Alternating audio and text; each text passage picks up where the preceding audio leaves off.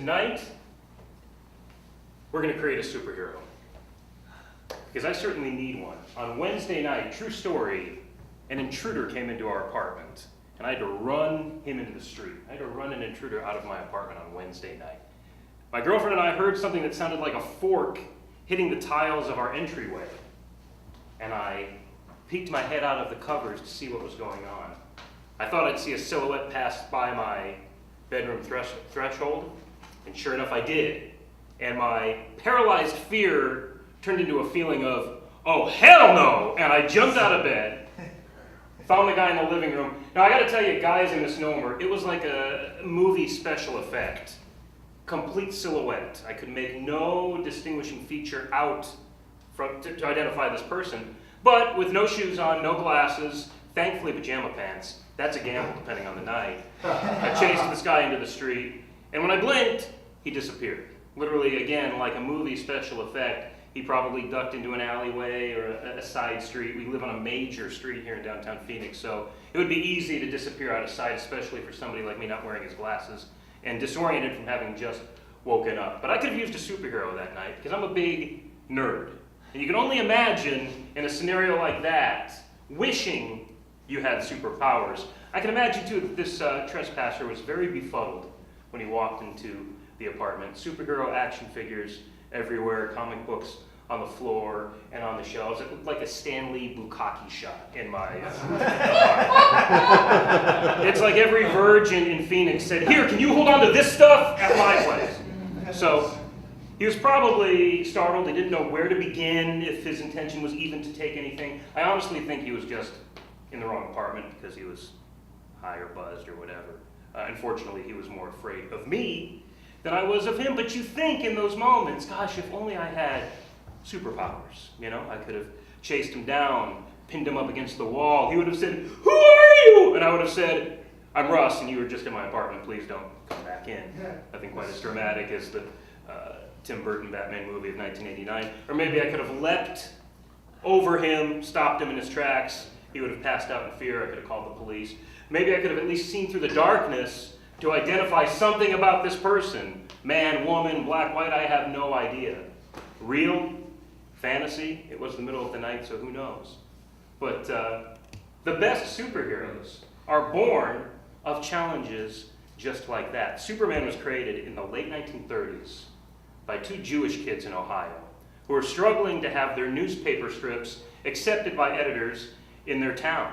And Superman was only accepted as a character and became the first superhero when some publisher decided, well, maybe we should put original comic strips in books for people to read as opposed to these reprinted Sunday funnies we've been running. So they went through the rejection envelopes and found the Superman, ran it in Action Comics #1 as just a 13-page short, but history was made, and that's how superheroes were born. When you think about Superman's powers in the situation those two Jewish boys were in Ohio in 1938, it's easy to understand why Superman could leap a tall building in a single bound when you're somebody that always feels like you're being looked down upon. Why not create a character for people have to look up to see? When you're competing in a field where stuff is being published daily in a newspaper, faster than a speeding bullet is what your productivity rate has to be. You know, when you're an artist and you're seeing all those industrial age American men scoring the chicks, well, of course, you wish you had super strength. And so from those challenges, these two guys created their ultimate wish fulfillment fantasy, Superman. And here you can see what he's become now, just a funny t-shirt design. But again, out of necessity, the microwave's broken. Let me warm up this Swanson TV dinner with my heat fish. When I moved to Arizona 6 years ago, I moved back from having lived in California. I created a comic book. It's called Amazing Arizona Comics. I did bring samples for everybody. But my desire to catch up to Arizona culture, having been away for so long, inspired me to create a superhero named Speed Cameron. He's a living speed camera. Coincidentally, a couple of nights before I created him, I got not one, not two, not three speeding tickets on the I-17 between Indian School and Bethany Home. It's 55 miles an hour there. I was going 65 miles an hour, and the 3 cameras that were still activated, pop, pop, pop, catched me that night between Indian School, Bethany home. I got those tickets in the mail, and fortunately, Governor Brewer decided that the city should no longer have those cameras because it cost the city more money to operate those cameras than they were collecting. Plus, when you get that notification in the mail, it's not a ticket. It's, everybody's shaking their head. Yes, we've all avoided paying these tickets in the past. That's it. We're all on the same page. But having had that experience, those bright lights at 2 o'clock in the morning, I was a designated driver, by the way.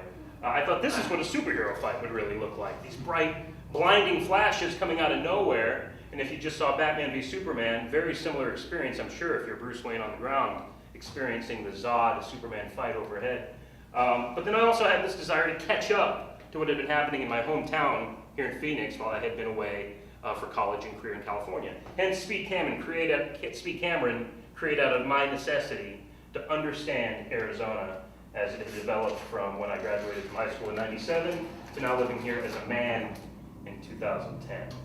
So, having said that, and when I say we're going to create a superhero together, let's not be corny or cheesy about it when I ask you what our hero should be wearing. Don't necessarily think to yourself, of course tights, of course underwear on the outside of his pants, of course a utility belt. Take a moment to reflect inwardly, discover your own superhero inside, not to be too zen about it.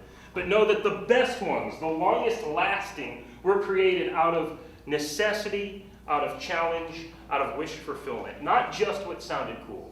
So, working together, should this original superhero that we're going to create right now be a man or a woman? Any suggestions now from the audience? This is when we work together.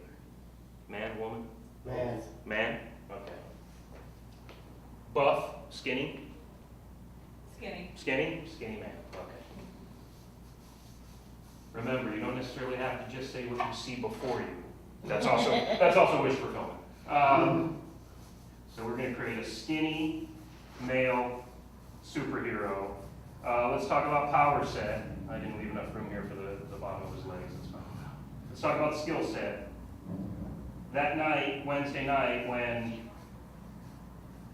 that person was in our apartment and I wished I had super speed, that would have been the suggestion I'd make if I were you in the audience now. So what is on your mind and heart? What challenges are you facing that you would be willing to share with us that we could somehow adapt as a superpower into this character? You're shaking your head knowingly like you were going to have some free therapy right now. Okay. So, everyone likes a good booby trap. So if this guy was trap-based.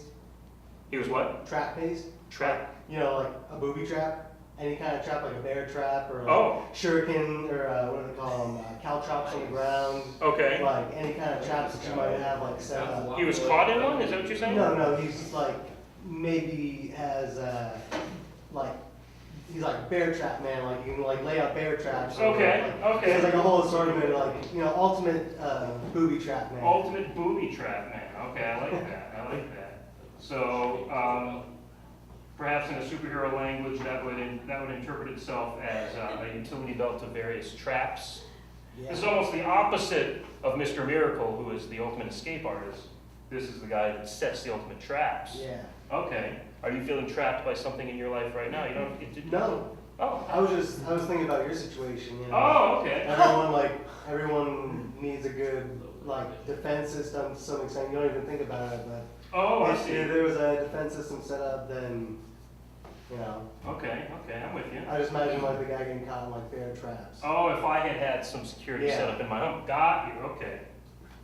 Got it. All right, so we'll do it just, he's literally holding a bear trap here. This need not be his only power though. Any other suggestions that perhaps would help with that development? Anything else? We're going off your struggle, a low light vision. Okay. Half elf vision. Say again? Dwarf for half elf vision. Seeing in the dark. Seeing in the dark. Okay. So let's say he has some sort of goggles on. Let's get specific in the interest of time here. Same vision. Hair? No hair? I think we should have hair, otherwise it looks like Mr. Freeze. You should have a sideshow bob hair. Sideshow bob hair. Yeah. Yeah, you should.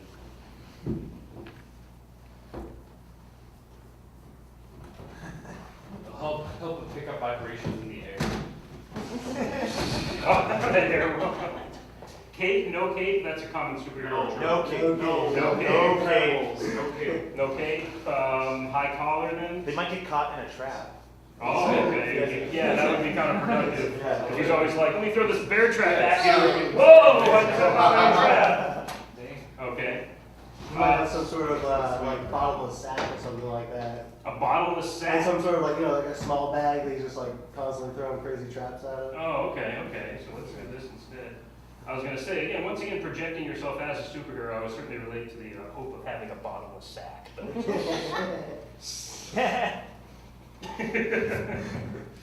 That's just me, going a little blue. You could have Lisa Frank pants to be the trap keeper. Say again? Trapper keeper. Oh, Trapper Keeper. That would actually be a great name for the character. Yeah. Trapper Keeper is a great name. Yeah. Totally rainbow colored the costume. All right. And then every time he lifts his arm, the multiplication chart is under there.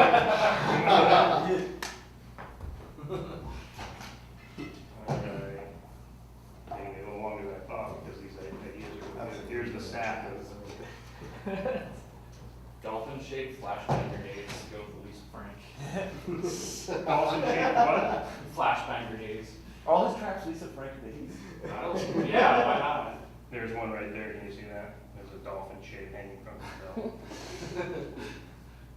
I imagine having like a light amount of clairvoyance where he can see how things could fall together to make like a Rube Goldberg machine type of thing. Yeah. Like he's always 3 steps ahead, like this, this, Lisa Frank. But it's all Lisa Frank vision. Yeah, but he it's can- all like ponies and stuff. Yeah, like, so he sees it. what are the objects gonna be? It's like Bruce Wayne whenever he gets cracked open and he stayed cat thing. I'm lost in all the Lisa Frank references and everything. I think Is Lisa Frank like the store in the mall? Did Or they that's have Paul one? Frank? No, she's the lady who has the rainbow colored dolphins and cats and I mean, all all the crazy like Yeah, stuff. like the the store in the mall. 90s little girl Oh, yeah. like school folders and Her stuff. studio Stuff you is would in get on Tucson. your first day of school. Oh. She's based in Tucson. Yeah. This could be. Quite the education. Yeah. I think someone like that. She was like, yes, we will go. Should be, Shit, I want to go right now.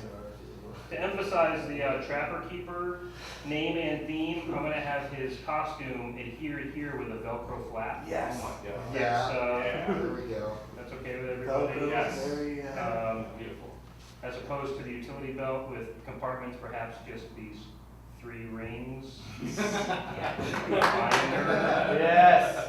Yeah, you can tell I've done this before. Wonderful. Okay, any details that I might be missing? This is the stack. The 3 rings are tied into like a binder, you said, right? Well, the 3 rings are like the 3-ring binder that was the Trapper Keeper. So but I'm if thinking- someone who's not him and is unskilled and doesn't know what they're doing tries to mess with the 3 rings, they'll definitely get there. That's right. So Batman often finds himself in a situation where villains are taking off his utility belt. The 3 rings are a good defense mechanism for the belt, in themselves a trap. Yep. So Yeah. you see the consistency Chastity here. binder. People get too close to Chastity? Binder. Chastity binder. Oh wow, I think we just identified his motive. Always hard up. Bear trap. Okay, I think in the interest of time, I will stop here, but I will definitely develop this as an inked drawing that I'll post on my Instagram. And I'll pass out a sample of my comic book that of course has the Instagram on the back, so this has become a shameless marketing tool. But at the same time, I appreciate you guys helping to create this character and to reaffirm my long-held philosophy that the best superheroes are created when you look inside yourself and not think what would an amazing power be or how cool could a costume look, but what would I need to feel like a survivalist? What mythology can I create for myself to feel safe in a dangerous world? Thank you very much.